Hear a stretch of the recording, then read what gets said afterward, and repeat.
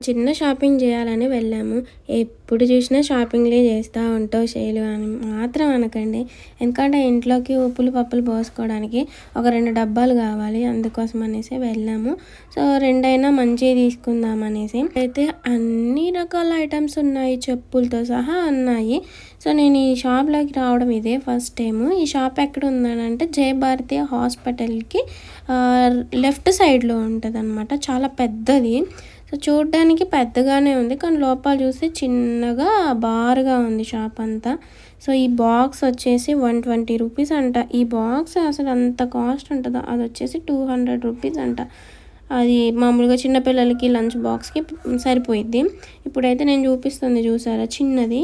అదొచ్చి 120 rupees అంట. అది curry బాక్స్‌కి సరిపోయిద్ది. వామ్మో! చాలా కాస్ట్ ఉన్నాయి. ఇక్కడైతే సో, చూడండి చాలా రకాల ఐటెమ్స్ అయితే ఉన్నాయి. నైఫ్స్, ప్లేట్స్, టీ వడపోసుకునేవి ఇంకా అన్నీ. ఇగోండి నేనైతే ఇదొకటి తీసుకున్నాను.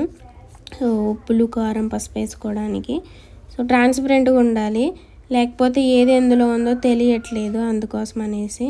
చూసారు ఇదొక్కటి 79 రూపీస్. మళ్ళీ గ్లాసా అనుకుంటే గ్లాస్ కాదు ప్లాస్టిక్‌కి. అంత కాస్ట్ అనమాట. పాప అయితే బాదం పాలు తాగుతుంది. ఈ బాదం పాలు టేస్ట్ చాలా డిఫరెంట్‌గా ఉంది. టేస్టీగా ఉంది.